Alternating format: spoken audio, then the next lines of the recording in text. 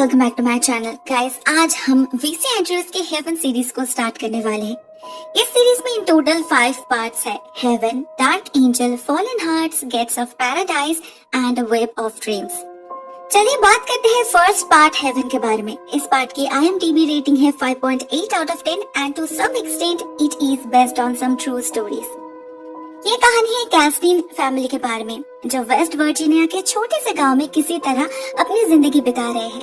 गरीबी तो है ही, साथ में समाज में उनका कोई सम्मान भी नहीं। उन्हें नीचा दिखाने में, उनका मजाक बनाने में जैसे सभी को सुकून मिलता है। इस फैमिली में है ल्यूक, उनकी बीवी सैरा और उनके 5 बच्चे Heaven, Fanny, Tom, Kate and Jane. Luke की माँ मिसेस कैस्टिल भी उनके साथ ही रहती है। उनका परिवार ऑलरेडी इतना बड़ा है, ऊपर से कुछ दिनों बाद एक और न्यू मेंबर ऐड होने वाला है क्योंकि सैरा फिर से प्रेग्नेंट है।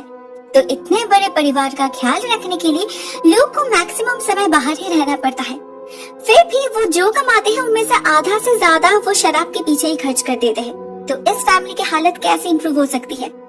हेवन 14 साल की है, अपने सिबलिंग्स में सबसे बड़ी और सबसे ज्यादा मैच्योर्ड भी। हेवन, फैनी और टॉम एक ही स्कूल में पढ़ते हैं। वहाँ के क्लासमेट्स उन्हें हमेशा टॉन्ट करते रहते हैं। इवन टीचर्स तक उन्हें घिन भरे नजरों से देखते हैं, ऐसे वो लोग अनटचेबल है। और कुछ लड़के उनका फायदा उठाना चाहते हैं। हेवन काफी समझदार है, उसे पता है इन सारे ट्रैप से बचकर उसे आगे बढ़ना है, लाइफ में कुछ कर दिखाना है।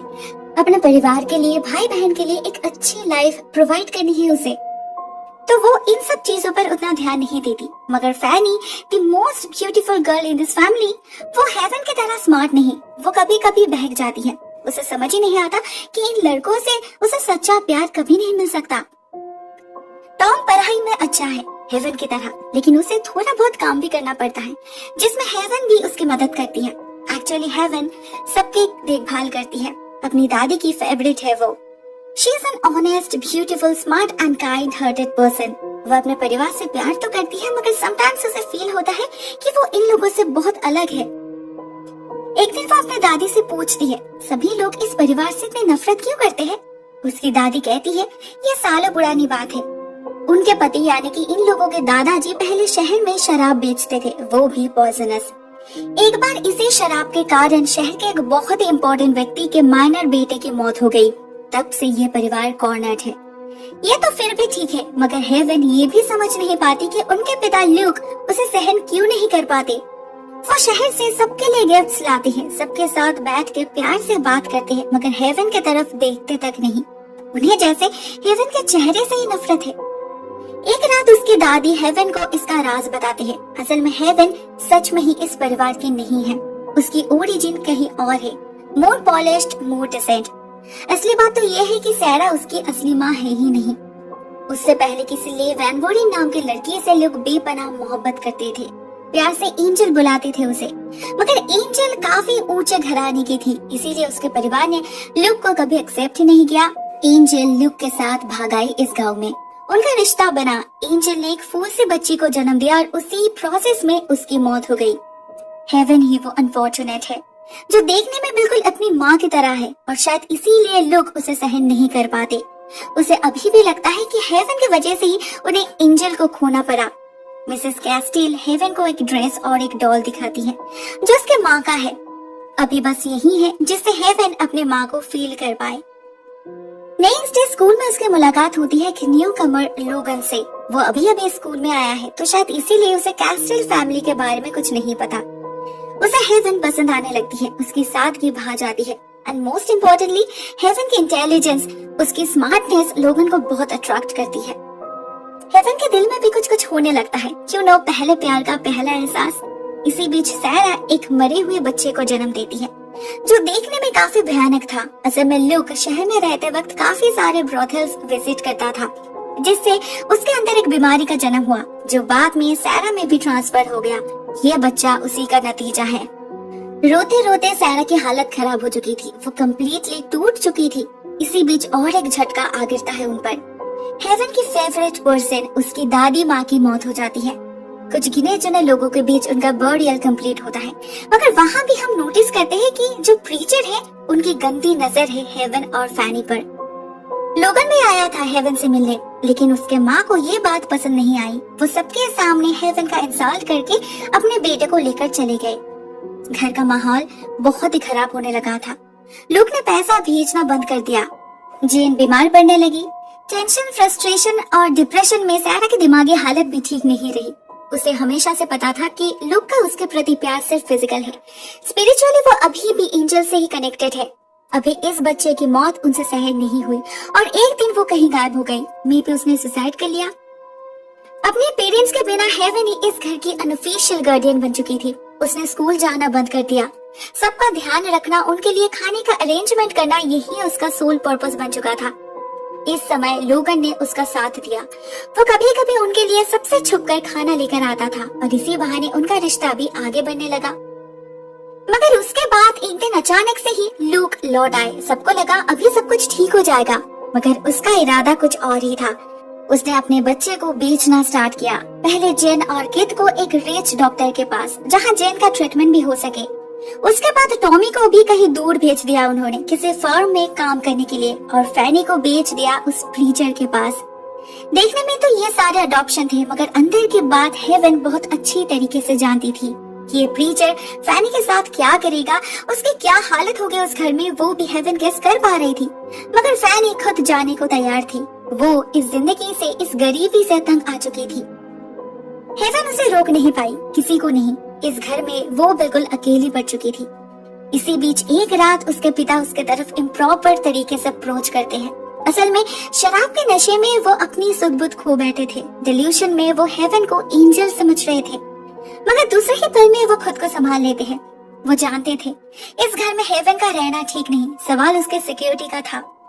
तो वो हेवन के लिए भी एक फैमिली अरेंज करते हैं, किटी एंड कैल जेनिसन। शुरू होता है हेवन का एक नया जीवन। किटी बहुत ही प्यार से हेवन को वेलकम करती है, मगर उनके बर्ताव में कुछ अबनॉर्मलिटीज पहले दिन से ही हेवन को नजर आती हैं। वो हेवन को फोर्स करती है उसे माँ बुलाने के लिए, अपने सामने उसे ड्रेस चेंज करने पर मजबूर करती है, और उसका प्यार भी जैसे एक दिखावा था। कुछ दिन बीतते हैं और हमें पता चलता है बहुत ही अजीब है ये औरत। हेवन को अपनी बेटी मानती है, मगर उसे स्कूल ना भेजकर घर के काम करवाती है। हर रोज उससे सारे फर्नीचर्स क्लीन करवाती है, पूरे घर में पोछा लगाती है और बाथरूम भी क्लीन करवाती है उससे। हेवन बिना सवाल किए सब कुछ करती है। उसे एटलीस्ट एक परिवार तो मिला, एक सिक्योर्ड शेल्टर, भले वो अनहेल्दी क्यों ना हो। इस घर में कैल की हालत भी कुछ खास नहीं। He is more like a trophy husband. उम्र में किटी से काफी छोटा है, एक वानाबी नॉवेलिस्ट है, कुछ कमाता नहीं। फिलहाल उसका बस एक ही काम है, किटी को खुश रखना, सेटिस्फाइड रखना, मेंटली एंड फिजिकली। किटी एक हाई प्रोफाइल जॉब करती है, काफी पैसा है उसके पास, तो वो हेवन के सामने ही कैल को नीचा दिखाती है। कैल इस सबसे यूज्ड टू है, वो कुछ माइंड नहीं करता, मगर उसे हेवन को देखकर बहुत खराब लगता है। वो कभी कभी उसकी कुछ मदद भी कर देता है, मगर ये सब किटी को पसंद नहीं। वो हेवन को फोर्स करती है कैल को डैड बुलाने के लिए, जबकि कैल उससे सिर्फ कुछ ही साल सीनियर है। किटी के एब्सेंस में उन दोनों के बीच एक फ्रेंडशिप ग्रो करने लगती है। दोनों ही इस घर में कैद थे, इसीलिए दोनों एक दूसरे से अपने मन की बात शेयर करते थे। हेवन उसे अपनी बर्थ हिस्ट्री के बारे में बताती है, अपने माँ के बारे में, अपने स्टेप सिबलिंग्स के बारे में जिन्हें वो बहुत ज्यादा मिस करती है, और लोगन के बारे में भी। कैल उसे कुछ स्टैम्प्स और एनवेलप्स गिफ्ट करता है, जिससे वो उन्हें खत लिख पाए। किटी वैसे तो पूरा दिन अपने काम और वाइन के साथ बिजी रहती है, लेकिन इन दोनों के बीच बढ़ती हुई नजदीकी पर उसकी नजर थी। कैल का हमेशा हेवन को सपोर्ट करना उसे नापसंद था। एक दिन हेवन उसे 2 लेटर्स देती है पोस्ट करने के लिए, जो वो खोलकर पढ़ने लगती है। ये तो गलत है। कैल उसे रोकता है तो किटी बहुत बड़ा तमाशा खड़ा करती है। कहती है वो हेवन की माँ है, तो उनसे क्या प्राइवेसी। वो पागलों के जैसे हरकतें करने लगती है, कभी उस पर चिल्लाने लगती है तो कभी उसे प्यार करने लगती है। एक बार तो वो हेवन को गर्म पानी में भी धकेल देती है। हेवन के पूरे शरीर पे छाले पड़ चुके थे, जिसका इलाज भी वो खुद अपने हाथों से करती है। हेवन समझ पा रही थी किटी उससे जेलस है, किसी बात से खफा है, मगर क्यों? इस बात का जवाब उसे कुछ ही देर में पता चल जाता है, जब किटी उससे अपने पास के कुछ बातें शेयर करती है। हमें पता चलता है किटी असल में उसके पिता लुक की पहली गर्लफ्रेंड है। लुक उससे शादी करने का प्रॉमिस किया था, मगर जब वो प्रेग्नेंट हो पड़ी, उसने फोर्सफुली उसका अबॉर्शन करवाया। वो भी कुछ इस तरीके से कि किटी के इंटरनल ऑर्गन्स परमानेंटली डैमेज हो गए और वो कभी मां नहीं बन पाई। इतना कुछ करने के बाद लुक ने उसे छोड़ दिया, उसे एंजल जो मिल चुकी थी। इसीलिए इंटेंशनली उसने हेवन को अडॉप्ट किया, जिससे वो किसी तरीके से लुक से कनेक्टेड रह पाए।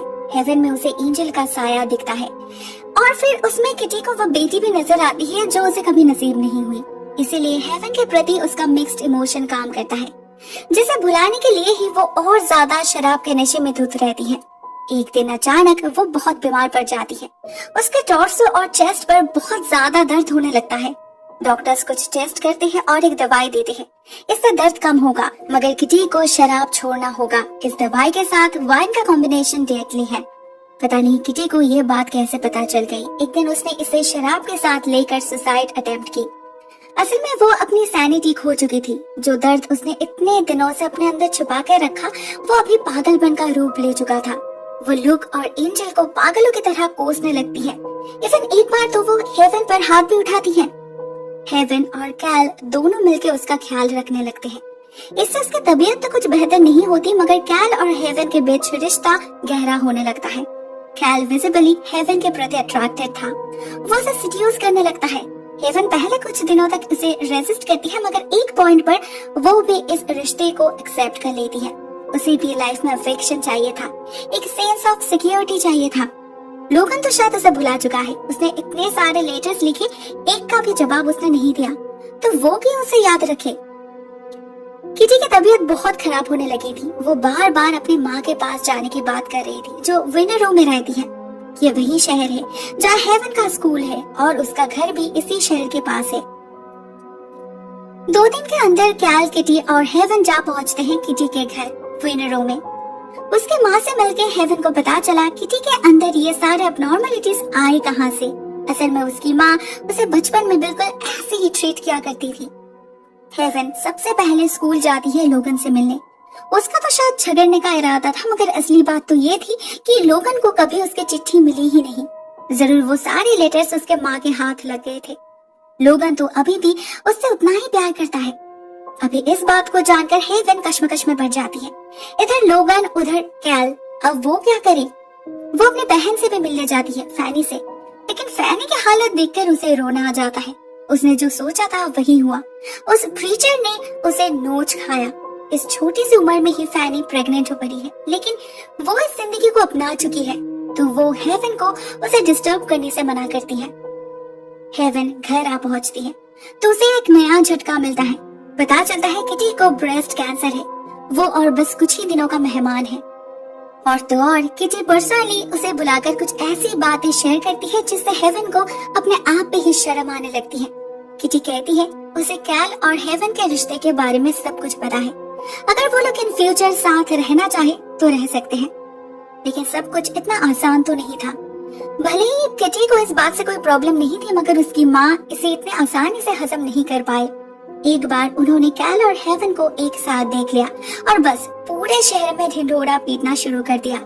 कुछ ही दिनों के अंदर किटी की मौत हो गई और फ्यूनरल में सभी हेवन को कोसने लगे। कितनी बेशर्म लड़की है, अपने पिता के साथ रिश्ता बनाती है। वहाँ लोगन भी आया था अपनी माँ के साथ। उसकी माँ तो हेवन को भला बुरा सुनाती है, साथ में लोगन भी उससे सारा नाता तोड़ देता है। हेवन फिर से उसी बदनामी के दलदल में फंस चुकी थी जहाँ से निकलने का उसका सपना था। फाइनली वो डिसाइड करती है बहुत हुआ, अभी उसे एक फ्रेश स्टार्ट करना है। वो लुक से अपने माँ के परिवार के बारे में पता लगाती है और अपनी नानी को एक चिट्ठी लिखती है कि वो उनके साथ उनके घर में उनके परिवार के साथ रहना चाहती है। चिट्ठी का जवाब पॉजिटिव आता है और हेवन जाने के लिए तैयार होती है, मगर जाने से पहले वो अपने डियरेस्ट ब्रदर टॉम से मिलती है, जिसने आज तक हमेशा उसे सपोर्ट किया, बिल्कुल सेल्फलेसली। मिलने उसे कैल भी आता है। वो हेवन को रोकना चाहता था, मगर हेवन डिसाइड कर चुकी थी, तो वो इन दोनों को अलविदा करती है और निकल पड़ती है एक बिल्कुल नए मंजिल के तलाश में, जहाँ होपफुली उसे वो प्यार, वो सम्मान मिले जिसके लिए वो तरसती है। The end। दोस्तों, ये पार्ट तो यहीं पर एंड हो जाती है, लेकिन क्या सच में ही ये नई फैमिली इतने आसानी से हेवन को अपना लेगा, या फिर से उसे किसी फॉरबिडन रिलेशनशिप में धकेला जाएगा, पर्दा उठेगा किसी डार्क सीक्रेट से और हेवन का सामना करना पड़ेगा इस फैमिली के ट्विस्टेड रियलिटी से। ट्रस्ट मी, कहानी काफी मेस्ड अप होने वाली है आगे, सो स्टे ट्यून्ड। आज के लिए बस इतना ही दोस्तों, बहुत जल्द मिलते हैं इसके नेक्स्ट पार्ट डार्क एंजल के साथ। तब तक अगर आपको ऐसी और कहानी चाहिए तो आप इन 2 प्लेलिस्ट पर चेक कर सकते हो। आपको वीसी एंड्रूज की और भी ट्विस्टेड टेल्स मिल जाएगी। फिलहाल के लिए टेक केयर।